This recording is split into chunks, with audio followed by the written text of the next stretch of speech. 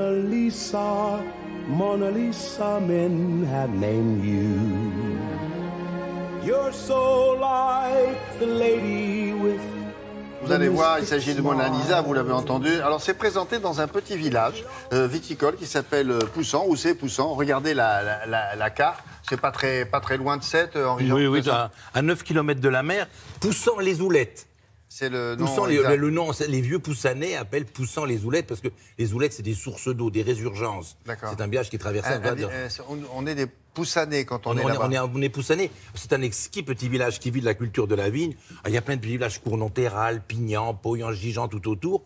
Mais ce petit village, il a quelque chose d'exceptionnel parce qu'il a d'abord un carnaval avec le branle de la chemise. C'est la grande innovation qui a lieu à Poussan. Et ce qui se passe à Poussan, c'est que ce qui est formidable... Excusez-moi, qu'est-ce que c'est le branle de la chemise? Mais c'est une espèce de carnaval où les hommes mettent des chemises de nuit de femmes, les femmes mettent des chemises d'hommes et ils sortent la nuit en dansant. Mais c'est le carnaval de Rio. C'est le carnaval de Rio en Languedoc. Ça me paraît étrange, votre histoire. C'est la grande spécialité. Ça se passe la nuit? C'est sexuel?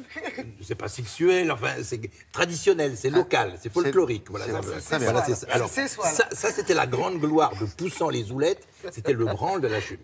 Très bien. Quel rapport avec cette manifestation? Maintenant, il y a une gloire phénoménale à Poussan, qui est que ce petit village héroltais de 6000 habitants a une exposition qui ne déparerait pas le Grand Palais à Paris. Alors pourquoi ce petit village a décroché cette exposition? Parce que Poussan est jumelé avec un petit village qui s'appelle Larciano, qui est un village de Toscane.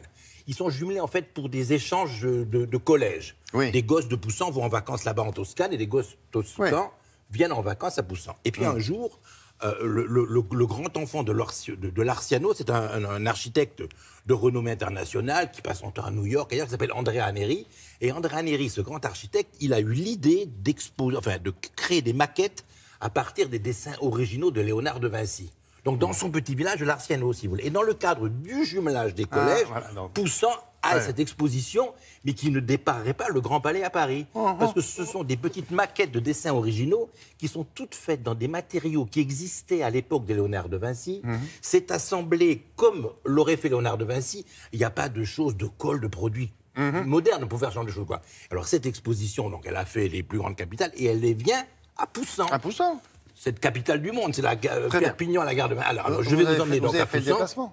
Vous avez Poussan, mais c'est un village que j'adore, Poussan. Ah oui, je connais Poussan. Vous êtes un peu le roi de Poussan, vous aussi. Non, mais c'est très très joli, Poussan. Vous êtes un Poussanais d'adoption. Voilà, je suis un Poussanais d'adoption et de cœur. Alors, allons donc dans le foyer des campagnes, cette exposition sur les maquettes d'après des dessins originaux de Léonard de Vinci.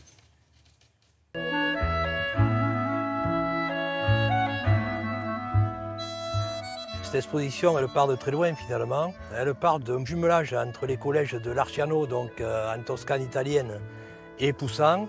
Et d'où l'idée qui a germé de faire cette exposition, parce que Léonard de Vinci est né à proximité de Larciano. Et M. Andrea Neri, qui est l'initiateur de ce projet, a reproduit toutes les œuvres de Léonard de Vinci, effectivement en miniature.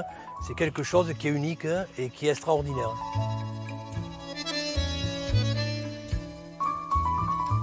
Léonard de Vinci m'a toujours fasciné. Pour moi, il a toujours été un génie, un maître. Quelqu'un qui a réussi à traduire par le dessin ce qu'il voyait dans la vie.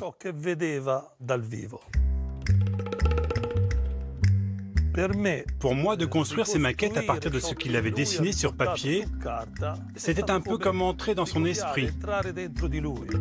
Chercher à savoir comment il raisonnait, quelles étaient alors ses pensées.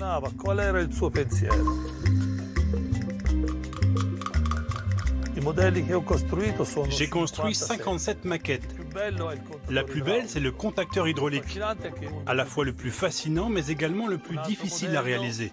Un autre modèle, c'est le pont tournant, à l'image de ceux d'aujourd'hui.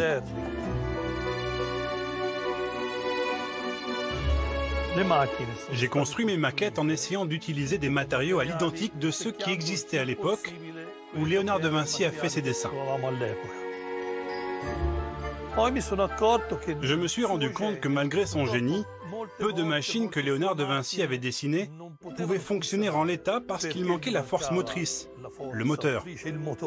Il manquait aussi certains détails qui n'ont été inventés que bien des années plus tard. De fait, très peu de machines que Léonard de Vinci avait conçues sur le papier ont fonctionné de son vivant. Léonard de Vinci a marqué l'histoire car il avait compris les grands concepts, par exemple que l'air se comporte comme l'eau.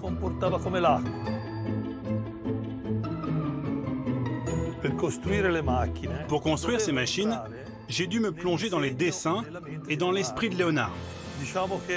Un esprit un peu fou. Et moi, je me sens plus fou que lui de les avoir construites.